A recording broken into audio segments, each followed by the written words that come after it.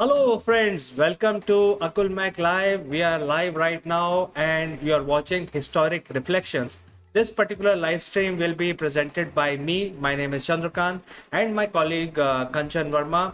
And today is May 17th. We have selected five important incidents that has happened today in our history, and we will bring historic details about these events, these incidents, one by one.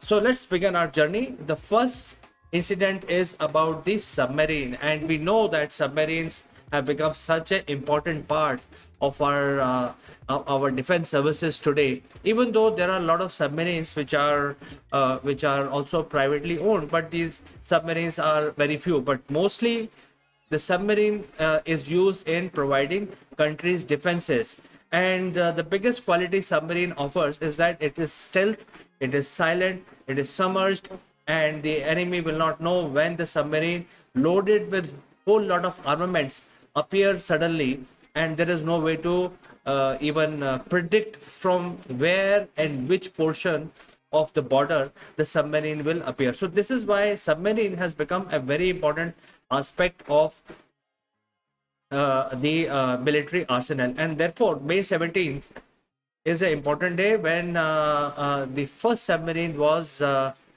launched by the inventor in the United States. His name was Holland, and the submarine was also called Holland, the first submarine. The challenges inventors faced was, how do you submerge the submarine, provide breathable air for the crew, and also provide oxygen for the engines to run. So this is the biggest challenge, and therefore this submarine, the first submarine in the year 1888, they were able to solve these issues. They were able to run the submarine on an electric power, and while the submarine is on the surface, then it will basically run on a gasoline engine. The gasoline engine will provide power, at the same time will be able to recharge the batteries, so that once the submarine is submerged, it can then switch power from gasoline to electric. And this is a submarine that you see, it is in the museum. This is the very first submarine. It had a very small crew of the captain and probably 5 to 6 more people, and each of these crew had certain activities, manual activities they had to take care. So since this is the first masterpiece, or the first unit which was developed, today the submarines have come a long way. There is a trained crew. Most of the things are automated. There are a lot of activities which are taken care by the computer systems inside, and there is a complete hierarchy from captain to crew to shipmates, etc., to cooks. And the submarine can stay submerged today in today's environment. They don't have to even come up, and their stealth, or the duration for which they can remain submerged, entirely depends on the amount of food they can carry. So most of the submarines are powered by nuclear engines, which are and because of nuclear being powered by nuclear engines, they have become very huge ships, and become very silent, very stealthy, and huge. Carry 100 to 150 crew today, carry ballistic missiles, and so they have become a very important part of major military across the world.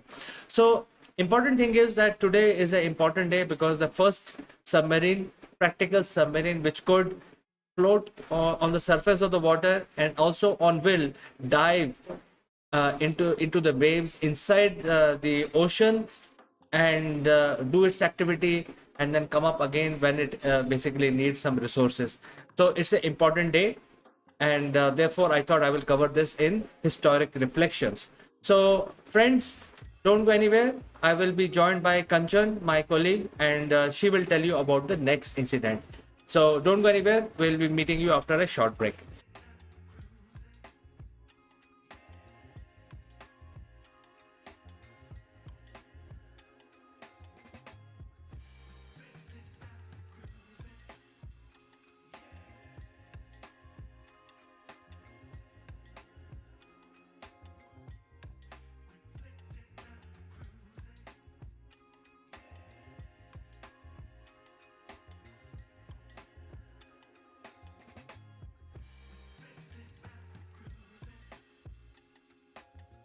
Hello, welcome to Historical Reflection. And today I am telling about Howard Hughes, who is one of the very prominent personality of the world. And you should be reading about this person because if you have seen, if you are a Batman buff, then this personality very much related the profile of Batman. So today is in 1943, Howard Hughes crashed into Lake Mead while flying his Sikorsky S-43, killing CAA inspector, two inspector.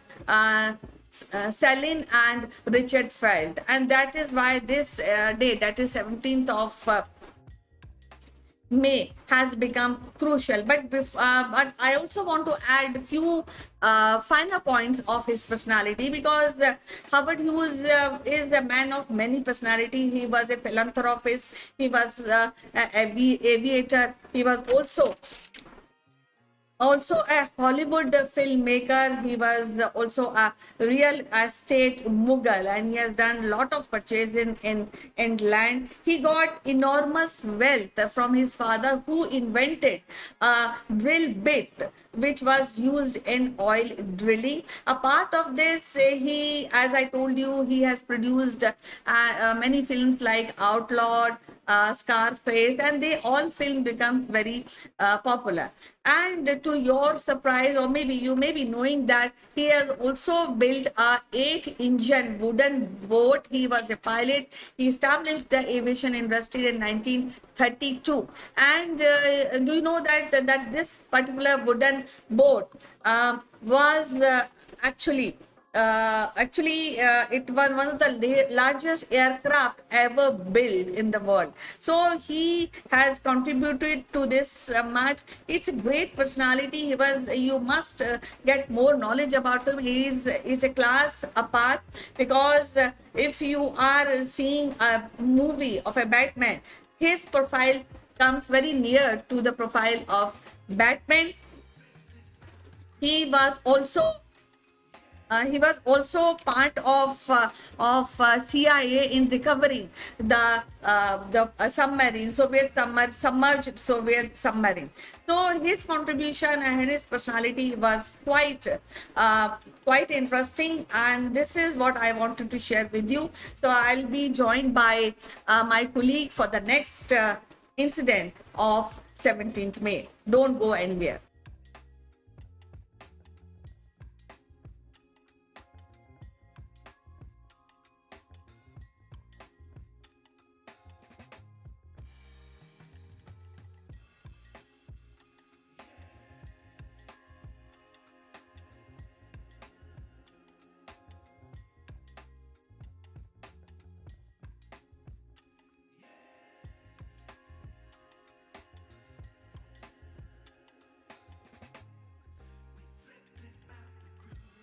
Hello, friends. Howard Hughes. What an interesting character.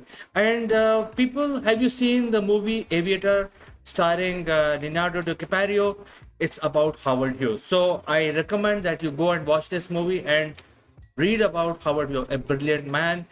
He had all the good and bad habits.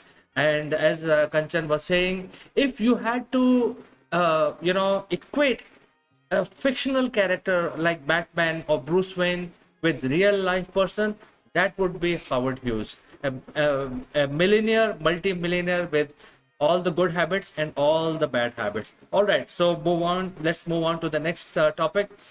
Countries make statues. A lot of countries, actually, governments spend thousands of dollars erecting huge statues. They also erect large buildings. But the statues, because the statues do not serve any purpose apart from providing tourism. However, these statues form the religious symbols and also national symbols, because over time, because of these statues, the nations start to get recognized. So similarly, today we are talking about the statue of Christ, which was unveiled today on May 17th in Portugal, in Lisbon. This statue is overlooking the Lisbon, and if you happen to visit Lisbon today, you can see and admire the grandeur of this statue of Christ from anywhere in Lisbon. As you can see in this picture, it is so tall. It is actually put on a tall platform, and the statue itself is quite tall. And by the way, it looks like that the statue is made of stone, but friends, these statues are not made of stones, because stone is such a heavy material and you can't create a self-supporting hanging structure using stone. So typically these statues are made of very strong metals like steel and copper, etc., so that they are earthquake proof and also wind proof. So this is why this statue of Christ is a masterpiece. You can imagine, I mean, just look at the statue from this angle. It looks such grand work of art. And obviously the outer skin is, you can see the green tint on this. So obviously it is basically covered with copper, and the green color is basically the copper oxide. When the oxygen combines with copper, it turns green. Just very similar to the Statue of Liberty on next to the New York Harbor. So this statue was unveiled today, and it has become a sort of a national symbol for Portugal, and also a sort of a city symbol for Lisbon. So friends, don't go anywhere. I will be joined by Kanchan about the next incident in history on May 17th. We will take a short break.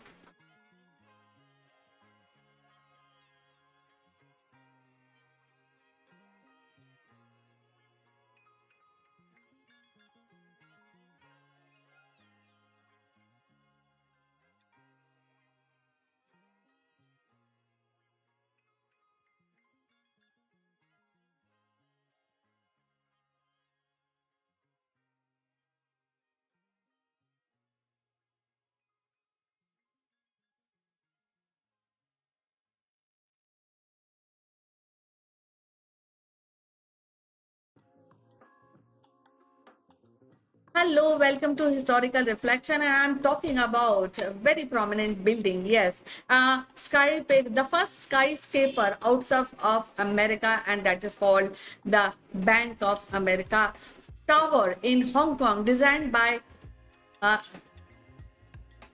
Bank of China tower designed by IM Pei opens the first super tall skyscraper outside America, and that's what is been crucial building which has come up after American skyscraper buildings. Now this is quite a tall building, and top 4 and bottom 19 are used by bank, and other floors are given on lease. So this is a very interesting building, and it has and this is quite a landmark of Hong Kong, and it has 49 elevators, 72 plus 4 basement, and it is a lovely building. And if you are visiting Hong Kong, this is one thing you cannot miss, and you should visit this building. So this is being inaugurated today, 32 years ago, on 17th of May 1990, and this is a news which I wanted to share with you. So don't go anywhere else. My colleague Chandrakant has yet another incident to share with you. Stay tuned.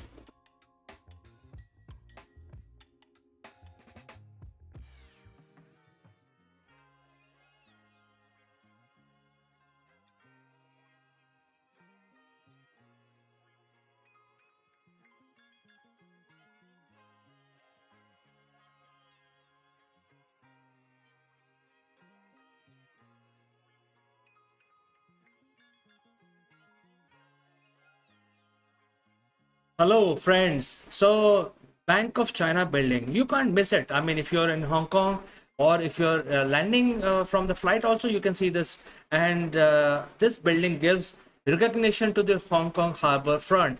All right. So the last event of today, which happened on May 17th, is related to technology, and that is related to Intel. Why it's so significant? Because Intel launched Pentium chip, which has become the hallmark of personal computing. And this incident happened in the year 1993. And as you know, the Pentium is depends. Pentium is a number basically, which depicts how many millions chips are there multiplied by 5 times. So how many million chips you can or transistor you can squeeze in multiplied by 5 times is the limit of the computing power you can have. And therefore, since 1993, Intel has been launching different variants of Pentium chip, because the way the Pentium has been created, it has reached the physical limit of how many transistors you can squeeze in the minimum space. In fact, it has gone down to so much perfection that each transistor has only couple of atoms, and then you can't go below that, right? So until and unless the quantum computers or the quantum chips comes up and replaces these ones, the Pentium is going to stay here for very long time. So today we have different generations. So right now 11th generation chip is available in the market very openly. However, the whole saga of Intel Pentium started much earlier. I mean, the Pentium before the Pentium, there were Intel chips being supplied as a personal computer processors.